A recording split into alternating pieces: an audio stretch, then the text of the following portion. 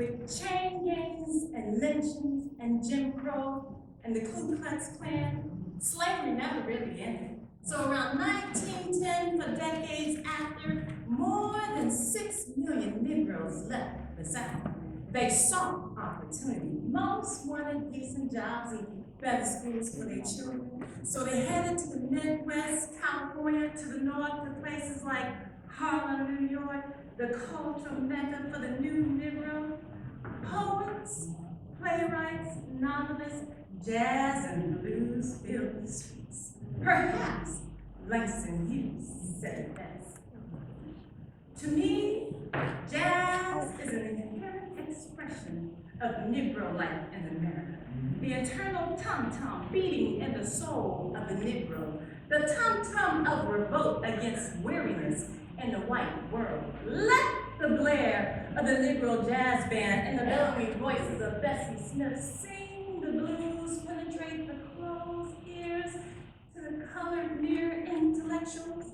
Let Paul Robeson singing Waterboy and Rudolph Fisher write about the streets of Harlem, New York, to cause the smug Negro middle class to turn away from their white, respectable, ordinary books and clutch a glimmer of their own beauty. We young Negro artists intend to express our dark individual selves, and if white people like it, we are glad. If they do not, it doesn't matter. We know we're beautiful anyway. Some of us are ugly too. If colored people like it, we are glad. And if not, it doesn't matter. We young artists intend to build our own mountains, our own temples, as strong as we know how, and stand on the top of the racial mountain free within ourselves. Woo!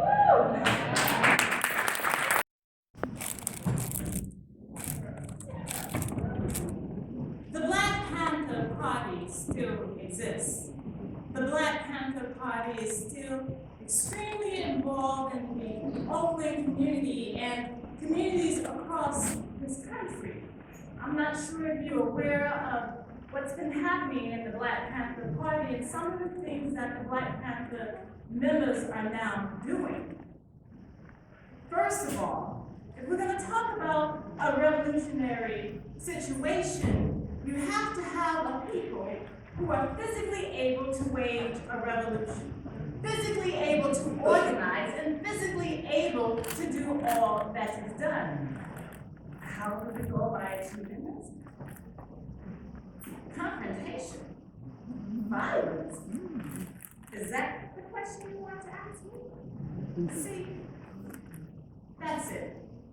Anytime when you mention revolution, most people think of violence without ever really realizing that the real content that lies within any kind of revolutionary thrust lies within the principles and the goals that which one strives for, not in the way they go by necessarily reaching them.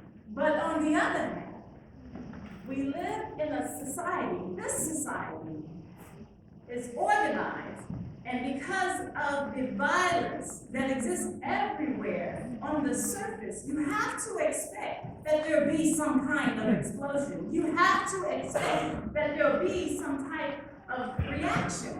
As a black person living in the community, when you walk out every day on the streets, just in your neighborhood, the cops are constantly harassing you. I mean, even me, when I used to live in Los Angeles, way before this incident had happened, I would go out and the cops would constantly harass me. They didn't know me, they just saw a black woman in natural hair and they assumed that I was quote unquote militant. So when you ask me how do I feel or what do I believe about violence, well, think about it. When you're living under those kinds of situations and constantly being harassed, I mean, really, I find it really ludicrous for someone to even ask, to even pose that question. You ask me, how do I feel about guns? You have to understand that I grew up in Birmingham, Alabama, and some of my very close friends was killed in the bombing. I remember just when I was small, I can clearly remember as a child that bombs would go off right across the street from where we live, and our house was shaken. My father, he would have to have some type of gun or something to protect us because we didn't know when we were going to get attacked or if we were going to get attacked. And then when the bombing had happened, one of the girls I knew, and my sister actually knew three of the girls, and my mother taught one of the young ladies, and the mother had gotten a call and saying that a bombing had taken place, and when they arrived, there was limbs and heads and arms and everywhere. And so for you to ask me, how do I feel about violence, that just lets me know that a lot of times white people don't understand what we have been through, what African Americans have been through. Please don't ask that question.